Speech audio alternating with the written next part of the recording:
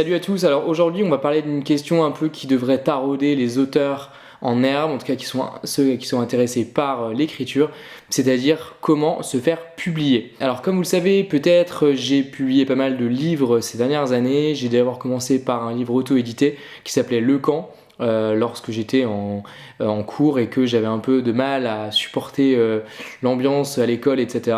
Donc j'avais commencé à écrire de cette manière-là, de manière un peu brouillonne, c'était un peu à l'arrache. Il n'y avait pas vraiment de stratégie derrière, donc je m'étais auto-édité via Kindle Direct Publishing, KDP, qui est un service d'Amazon qui permet en gros de s'auto-publier sans avoir de frais à avancer, sans avoir de complications logistiques, etc. Donc c'était quand même une solution qui était vraiment pas mal. Évidemment, s'auto-publier, c'est bien pour commencer. Après, on a toujours l'espoir d'avoir une publication dans une vraie maison d'édition. Là, je vais vous en parler juste après. On va quand même commencer par la partie qui m'avait vraiment animé au départ, qui était donc l'auto-édition. Donc en fait, l'auto-édition, ça consiste en quoi? Ça consiste en écrire un livre, faire ensuite la couverture, s'occuper ensuite en gros de la communication. C'est un peu les 3 étapes. Alors écrire le livre, bon ça, je vais pas l'écrire à votre place, hein. Vous devrez notamment vous renseigner sur la manière dont on construit une histoire. On pourra faire éventuellement une autre vidéo là-dessus si ça vous intéresse. Mais bon, clairement, on va pas revenir sur la construction romanesque. Moi, dans mon cas, c'était vraiment un roman que j'avais voulu faire, même si j'avais aussi fait un essai qui s'appelle Manuel de résurrection avec le collectif Sigma. Mais bon, ça, c'est encore une autre histoire. Donc globalement, d'abord écrire un bon livre, si possible un livre qui soit pas trop long, parce qu'évidemment ensuite, si c'est trop long, ça sera plus gros aussi en termes de le livre à proprement parler, en termes de pages, et donc ce sera plus coûteux. Et donc pour une personne qui vous connaît pas, si vous êtes un nouvel auteur, honnêtement, je vous conseille de faire quelque chose de pas trop long, comme ça vous pourrez vendre la chose pas trop cher, et ce sera quand même beaucoup plus facile ensuite à vendre dans un deuxième temps. Et Dieu sait que c'est quand même un élément important ensuite si vous voulez quand même vraiment faire parler de votre texte. Ensuite donc c'est la dimension couverture. Donc la couverture, donc là il y a plein de tutos qui existent sur un plan vraiment très technique sur comment publier sur KDP, donc Kindle Direct Publishing, le service d'Amazon. Donc là c'est pareil, vous pouvez prendre un graphiste, embaucher quelqu'un que vous connaissez, le faire vous-même. Vous pouvez faire quelque chose de très très simple, il n'y a pas non plus besoin de mettre des milliers d'essais là-dedans. Le but c'est d'avoir le nom de l'auteur, un titre qui accroche bien, et ensuite une maison d'édition, un label. Si jamais vous avez vous-même créé votre propre structure, pourquoi pas. Moi c'est ce que j'avais fait dans mon cas. Maintenant on peut retrouver mes livres auto-publiés chez Conan Books, donc ça peut être intéressant si vous voulez vraiment avoir une démarche un peu de long terme. La dernière étape c'est donc la publication sur Amazon. Alors la publication sur Amazon c'est vraiment pas compliqué, vous avez une interface en ligne très très simple. De mémoire, je crois que c'était en anglais, mais je pense qu'il doit y avoir aussi une version française pour ceux qui parlent pas anglais. Et ensuite, vous avez juste à uploader donc le texte en version PDF ou en version texte.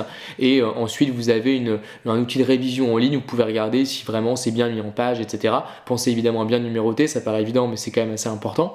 Et voilà, une fois que vous avez ça, après, c'est facilement disponible sur Amazon en 2 versions, la version papier et la version Kindle, c'est-à-dire la version numérique. Et moi, on m'a souvent posé la question, il n'y a pas de problème, vous pouvez sans souci, en étant auto-édité, avoir une version une version papier qui soit sur internet, commandée facilement, comme n'importe quel autre bouquin que vous trouveriez sur Amazon. Alors évidemment, si vous faites ça, le problème c'est que vous êtes obligé d'aller sur Amazon, vous pouvez pas forcément l'avoir en librairie. Il y a d'autres méthodes pour les auteurs auto-publiés qui existent pour pouvoir vraiment se faire publier en librairie tout en étant auto-édité, mais c'est quand même assez compliqué. Moi-même, on m'avait proposé des choses que j'avais eu un peu de médias, je vais vous revenir après là-dessus. Mais bon, clairement, c'est pas la solution la plus simple. Si vous voulez vraiment contrôler la chaîne de A à Z, vous mettez sur Amazon. Et même si vous n'êtes pas super fan de l'approche de ce type-là, voire même vous aimez pas Amazon, je ne sais pas, à ce moment-là, vous pouvez dans un second temps regarder d'autres solutions, mais clairement, vous devrez avancer les frais pour pouvoir constituer un stock, donc c'est quand même vraiment pas simple. Si vous avez vraiment zéro budget, comme moi j'avais, et zéro connaissance sur la manière dont on produit un livre, dont on gère le stock, etc., dont on le distribue, franchement, la solution KDP, elle est quand même aujourd'hui hyper simple et très, très utile. Je précise que cette vidéo n'est pas sponsorisée par Amazon ni par KDP, hein. Je fais ça en toute indépendance, donc vraiment je fais ça de manière totalement libre et c'est vraiment mon avis personnel que je vous donne. Une fois que vous avez fait ça, il y a quand même une autre étape qui est très importante, c'est la question de la communication, parce qu'une fois que vous avez fait un livre, une fois que vous avez une manière de le distribuer avec l'exemple que je vous ai donné, si ensuite vous le balancez uniquement sur internet et que vous faites uniquement en parler vaguement sur votre réseau social, si vous êtes sur Instagram, sur Twitter, etc., honnêtement, à moins que vous soyez déjà très big vous-même, ça va vraiment être compliqué. Donc on va avoir vraiment vraiment, et c'est cette partie-là que je vais développer le plus, parce que franchement, je pense que pour un auteur en herbe, on se rend vraiment pas compte de tous ces efforts-là qu'il faut fournir, que vous soyez auto-édité ou pas d'ailleurs, mais là, on va commencer par l'auto-publication, puisque c'est quand même le thème principal de cette vidéo. Alors d'abord, petite minute publicité. Cette vidéo n'étant pas sponsorisée, j'invite tous ceux qui le souhaitent à soutenir la démarche, soutenir mes contenus et surtout à accéder à des contenus premium plus longs, plus fournis et à plein de bonus en plus, etc. via TC+. Alors qu'est-ce que c'est TC+? Il y a le lien dans la description. C'est un service qui vous permet, sont 3 formules différentes, assez accessibles, vraiment pour à peu près toutes les bourses, d'accéder à des vidéos YouTube privées, à mon Instagram privé, à des publications un peu secrètes, des photos particulières, etc.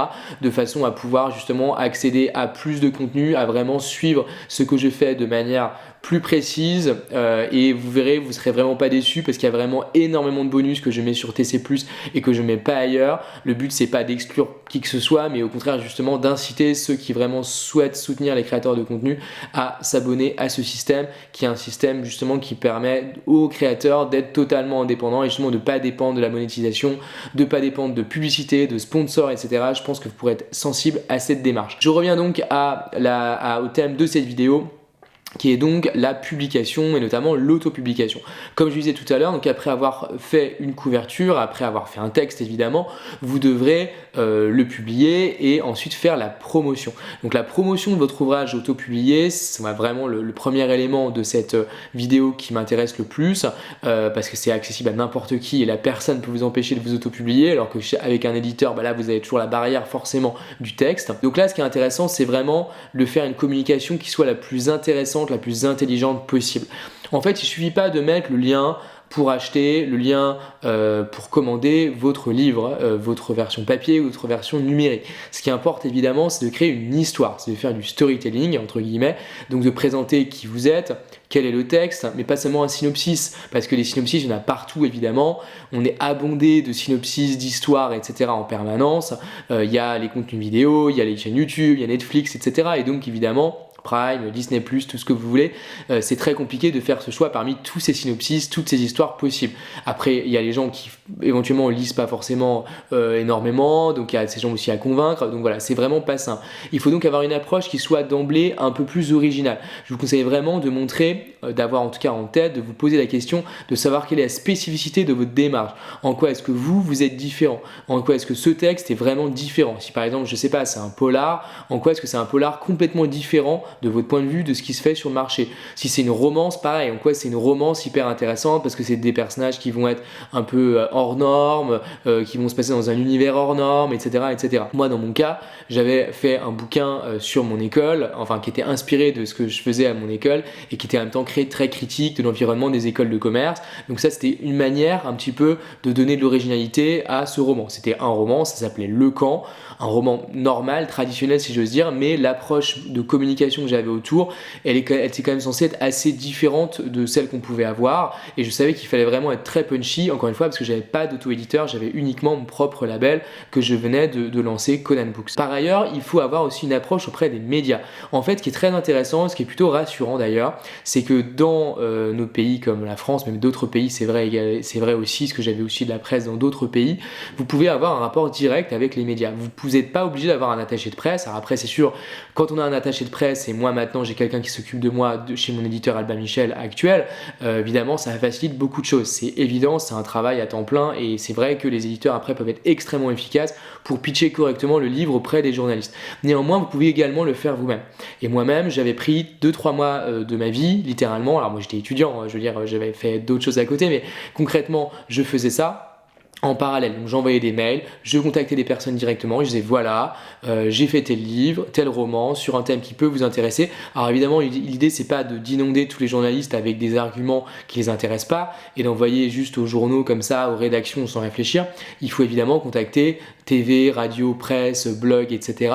avec des journalistes qui ont un intérêt pour le thème. Pas uniquement d'ailleurs le service en question, par exemple le service culture si c'est un livre, mais la personne qui va s'occuper des questions qui l'intéressent, que la personne couvre prioritairement. Si par exemple c'est un truc qui a trait aux nouvelles technologies, qui a trait, je sais pas, aux animaux, qui a trait aux questions de genre, qui a trait aux questions, je sais pas, de justice, de ce que vous voulez, là il faut mettre en relation avec la personne qui couvre ces sujets-là au sein du service en question. Ça peut vraiment être beaucoup plus intéressant que de contacter directement une adresse genre rédaction@magazine.com, etc. Parce que vous aurez vraiment après des retours qui ne seront pas du tout adaptés. Et n'oubliez pas que les médias, ils ont beaucoup de demandes en permanence, de sollicitations, notamment pour des livres. Donc si vous respectez un maximum leur démarche et leur temps, ils apprécieront, et donc ils pourront également en retour porter un peu plus d'attention à votre démarche et potentiellement ensuite derrière faire un papier s'il y a quelque chose à faire, une interview, vous recevoir dans un média, etc., etc. Avec le livre Le Camp, ça avait vraiment été des retours assez géniaux, franchement, alors que vraiment je connaissais personne, il n'y avait pas de contact direct que j'avais par contre inondé effectivement pas mal de médias en envoyant des mails, etc., etc. Et après j'avais envoyé l'ouvrage lorsque les personnes me contactaient, mais clairement, voilà, j'avais pu avoir des articles dans pas mal de médias, y compris donc dans la presse écrite, TV, radio, etc. Bon, ça n'a pas été le buzz de la mort non plus, mais ça a quand même été quelque chose de très suivi, et c'est vrai qu'après en plusieurs mois après j'ai eu vraiment des retours très intéressants. Alors ça s'est joué sur les ventes aussi, bien sûr, les ventes n'ont pas non plus été dans des centaines de milliers d'exemplaires, mais ça a soutenu évidemment les ventes et surtout ça m'a permis de faire un nom dans le milieu et ensuite d'être contacté par d'autres éditeurs. Donc là justement c'est le point que je voulais faire maintenant pour la fin de cette vidéo. En fait ce qui est intéressant c'est que l'autopublication évidemment c'est important, ça peut être une étape très intéressante si ensuite vous publiez sous votre propre label qu'après vous développez, comme moi je le fais avec Conan Books, évidemment ça peut être une démarche de long terme et donc vous pouvez tout simplement rester dans cette démarche là, dans cette manière de faire et continuer ainsi, voire même publier d'autres auteurs, etc., etc.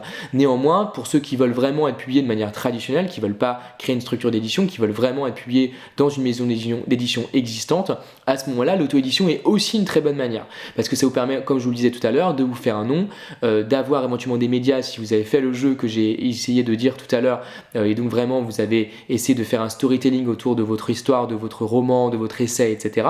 Et après donc ça permet d'arriver chez l'éditeur avec un visage, si j'ose dire, qui sera un minimum connu, en tout cas un texte qui va circuler avec quelques éléments autour de vous et autour de votre travail. C'est vraiment essentiel. Évidemment il y a toujours plein de textes qui se publient sans qu'il y ait une auto-édition avant, mais clairement si vous avez eu des retours positifs, même des retours tout court sur le texte, que vous avez vraiment commencé à vous faire un nom, à montrer que vous étiez sérieux dans votre démarche, que ça s'inscrit dans une stratégie un petit peu de long terme, clairement l'éditeur il peut que trouver ça bien. Il se dit voilà, c'est une personne qui va se bouger, c'est une personne pas forcément qui a des contacts personnels, mais en tout cas qui sait démarcher des gens, qui sait aller de l'avant et qui sait convaincre éventuellement des journalistes, etc. dans un océan de livres qui sortent sans arrêt. Donc ça peut que être un point positif. Moi à aucun moment en tout cas on m'a dit que c'est une mauvaise chose, au contraire.